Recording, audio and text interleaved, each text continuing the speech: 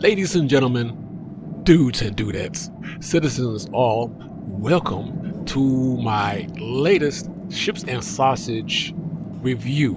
I'm going over the ships that I own in my fleet to help you decide on what or what not to pledge for. So let's get cracking. I'm going to start with the obvious. I'm in Anvil now, so I'm going to talk about the Anvil Carrack.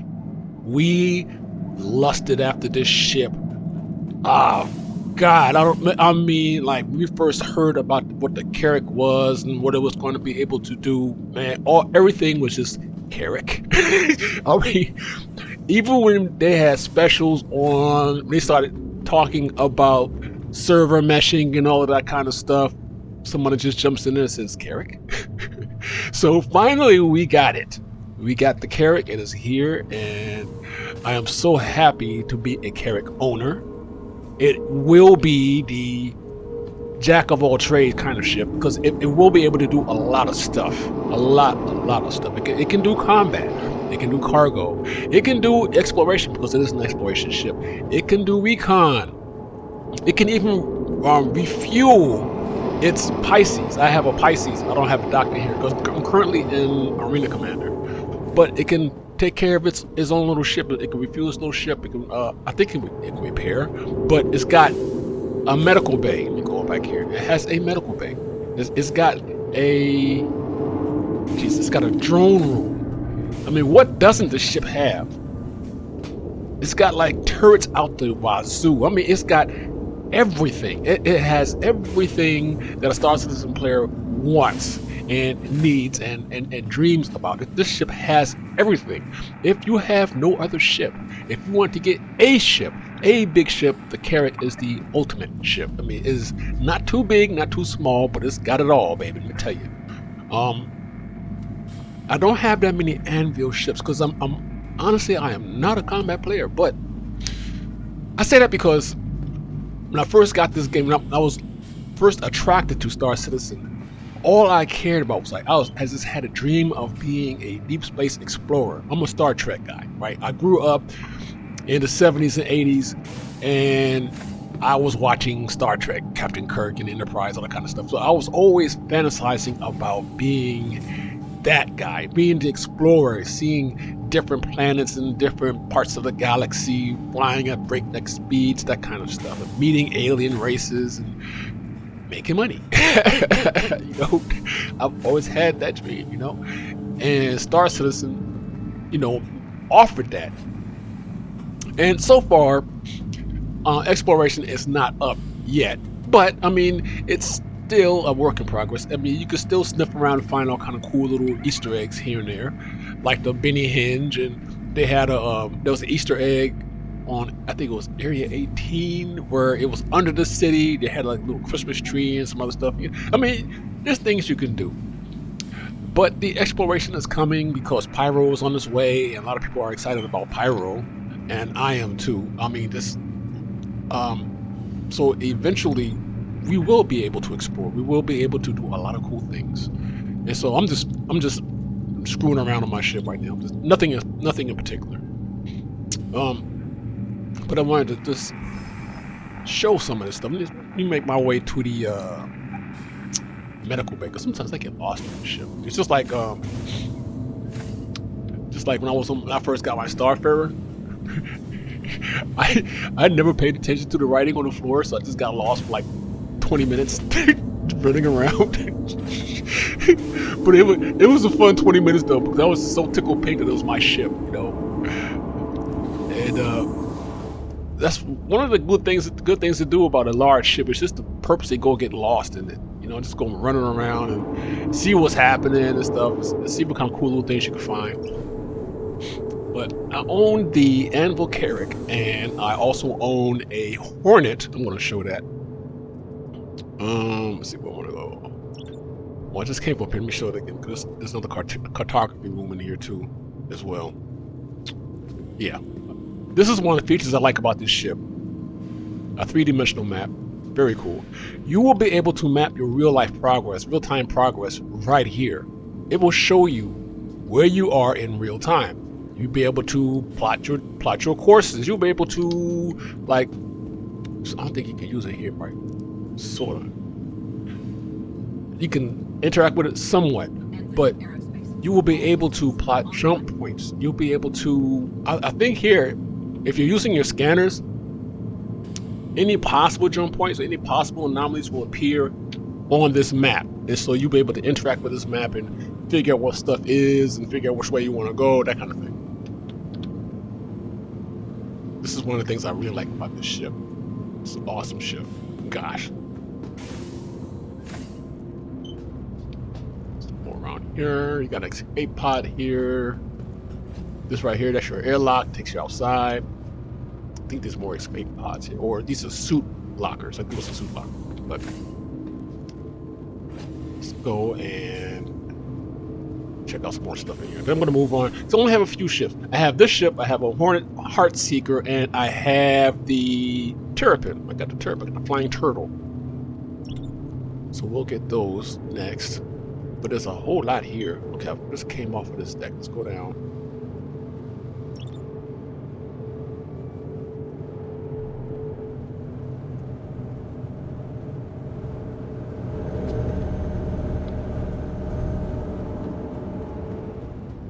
Here's your medical deck. Another selling point for me. It's also over here your habs here, but let's look at the medical deck here. There's one here. I like this. You have a sanitation area right here. They disinfect you right here. Then here's your safety wall. Go in, blam. You're in the medical bay. I mean, this is a very fancy medical bay. Now, the Endeavor and the Apollo will have more advanced, but this is pretty damn advanced the way I'm seeing it. You got medical bed here, there, and you have one here. I think this is your intensive care joint right here. This is like if you're seriously wounded, they put you here, we scan you. I mean, this shit is fly. It's really flying. This is an exploration ship, by the way. But it's got such a military feel to it, doesn't it? I mean, but it's badass, and I had to have it. I was so glad I got one. It's just tickle pink. And I'm hoping we can interact with some of this stuff, like, you know, pull things out or whatever, or interact with that, and look through the microscope or whatever, electron microscope. But this shit is cool, man. I mean, this ship is really, really cool. So I mean, yeah, it's a medical bed. So set this as a spawn point. You die, you spawn right here.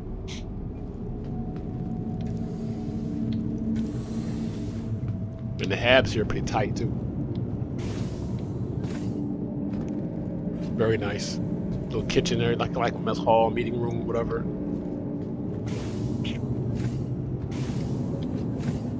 Pool table. You can't do anything with it yet. But I think the plan is that you'll be able to play pool. This is actually just a one-dimensional or two-dimensional kind of placeholder. But I think eventually we may be able to play pool, which I hope so. That'll be great. On a long mission, whatever, come out here, bust a game of billiards and stuff, and kill some time. That'll be nice.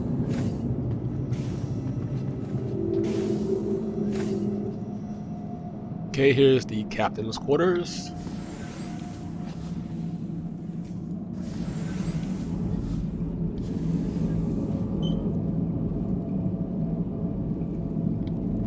It's a shame that the mirrors really don't work.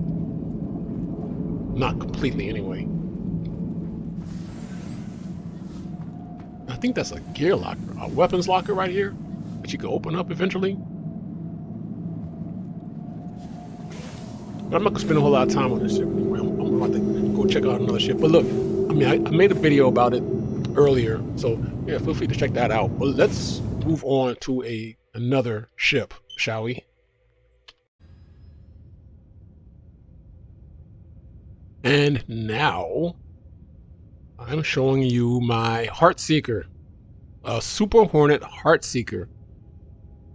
It's a Super Hornet. It's still a two-seater, but the difference between this one and the Super Hornet is that big joker right there on the roof of the ship. The Super Hornet has a cannon with two weapons on top of it. This one has one big fat laser cannon on top, which packs one nasty wallop, but it's much slower. As you can see, much slower rate of fire. And the Super Hornet had, I think the Super Hornet had a, well, has a faster rate of fire. That much I know. I remember. Yeah. But I got this one because I just like the look of it.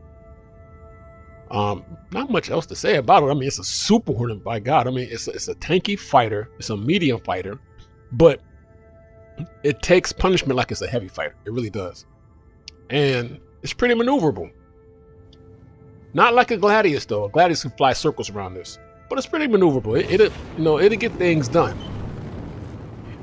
And the weapons are gimbaled. If you want to move the gimbals, you can always unlock the gimbals, and you can do your thing that way. But I'll keep them fixed because I'm trying to teach myself how to fly better. And gimbaling a weapon, it kind of makes things a little too easy. So I wanted to learn how to fly better. So let's just lock gimbals and stuff, and then learn that way. And that's it. I mean, not really much more to say about the Super Hornet, except it's got like one hell of a DPS on it. It's got a shitload of missiles on it. Again, it punches hard, but it punches hard, has a much slower rate of fire. So if you're a really impatient player who likes a whole lot of pew pew pew stuff like that, get the Super Hornet or get a stock Hornet. This one will not be for you. But you can always replace the guns, replace the weapons with something else that has a faster rate of fire and sacrifice your DPS. Well, not necessarily. You have a faster DPS, but you sacrifice your damage, your overall damage. Your speed will go up, but your damage will go down. But again, I mean, I'm more like a patient kind of fighter. I'm not like, I don't have to like mash down the button. I take my time, choose my targets, and then when I'm sure, I just pow. That's it. Take my time and just bam. Because see, way these weapons work on this ship, this particular fighter, you can whittle down the shields with your wing guns, right? That's what I do. And then once the shields are weakened, I come in with the big bazookas, these, and start wearing out a hull. Because honestly, hold up. Let me get out. Let me go EVA around the ship a little bit. Cause it looks better close up. So I like to EVA around my ships, look at the real close details and stuff. Now this cannon right here, you can get like 4 of these. I think there are like 4 of these on the 600i or something similar like that. But just one of these is damaging. It creates, this one cannon creates a whole lot of damage in spite of it being slow. It's got a massive charge on it. Imagine having 4 of those jokers firing at once. That's a lot of damage, man, right? That's a whole lot of damage. But it's slow. So what I do is I use my wing guns, melt the shields, and then once the shields are either weak or gone, I go after the target with the bigger guns. Because the nose cannon is bigger too. In fact, I think they're the same size. But these guys, once I target subsystems, they make short work of subsystems. So melt your shields with your wing guns, come in with your mounted guns, and just pop the subsystems. But I like the look of this ship. I like the red and the white on this. I've always been a fan of the Hornet because I think it's a beautiful ship.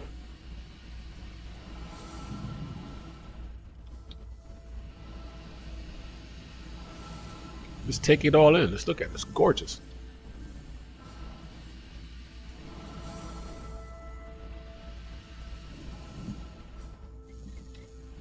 And this is one ship you can own it, but you would really need two pilots in here. Rarely. I mean, if you have the second pilot operates that cannon right there. So the second pilot can unlock the gimbal on this one and then start using it. Otherwise, you can unlock it, the same thing. But as a solo pilot, I find it more effective if I keep the gimbals locked that way. But yeah, you can do 2 pilots, no problem. No problem. But most players, they're solo pilots anyway. So they're gonna fly this. They're flying a Super Hornet, they're gonna fly a Super Hornet solo. I guarantee it. But yeah, if you want a fighter, you can't go wrong with one of these. Not by a long shot. All right, moving on.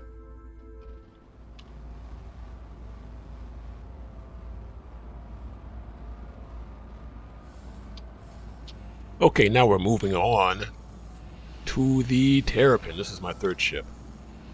Actually, this is the second ship I got outside after the Hornet, because the Hornet actually got me introduced me to the Anvil brand, and I had the Hornet Terrapin, I mean the Hornet Tracker. I totally dig that ship, and ultimately upgraded that one to a Super Hornet, and then that Super Hornet to the Heartseeker, which I already talked about. So now I'm going to talk about the Terrapin. This is your kind of like deep space patrol, surveillance, and recon, like force recon. Like you could take something like this into enemy territory, get intelligence on their establishments, bases, ships, that kind of stuff, and then get back. This ship is built to take a punishment and make it out in one piece, because even though it's slow turning, it has a fast straight line speed. So if you were just to go from point A to point B with no turns, whatever, this thing's pretty fast. It'll get you out of there. And I like it. Well, because it's a very unique ship. You're not going to see too many of these in game. I'll tell you that now.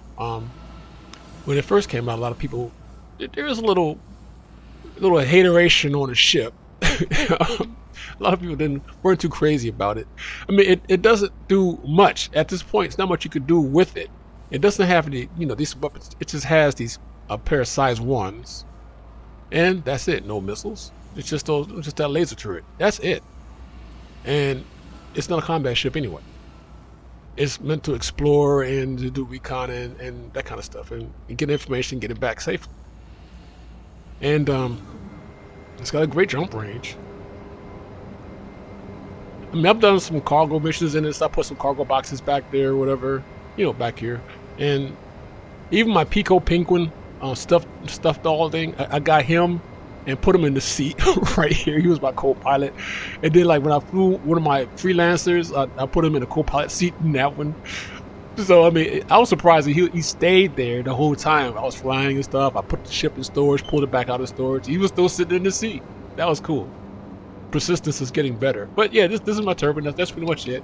It's, it doesn't have a whole, heck of a lot of stuff in it. But I mean, it's going to be able to do some really cool stuff once those features are in game. Let me open up. It's locked. It won't. Let's see, what is that? Yeah, it's locked. That's different. Huh. And there's your rack. You also save your game here too. So, but this one, if you want it, yeah, I will. If you're looking for something for deep space recon or whatever, and you want something really unique, get a Terrapin. I mean, again, like I said, this is going to be a rare ship. You're not going to see too many of these in game. A lot of folks don't like flying them, or they melted theirs. But I keep my stuff. I'm a collector anyway. So I kept my Terrapin. I like flying it around. It's a lot of fun, and I've been had a ball. Like one time, I was doing a couple of cargo missions on Yella, and I got attacked by some Reapers and stuff, and they barely scratched me. I mean, I just bugged out. I knew I was outgunned and outmaneuvered, so I just went into a straight line, flew straight out into deep space. They couldn't keep up with me. This ship is pretty quick. And I totally like it. I just can't wait to until like Pyro comes up. So I like to take this out to Pyro and do some intelligence work. Do some scanning or whatever. It's a great little ship. It's a really great little ship. Okay, so that's it, guys. I'm done with my Anvil ships, and hopefully this will give you some information on like what kind of ship you might like, might not like, and you'll know what to do when the time comes. Until next time, I'll see you guys later.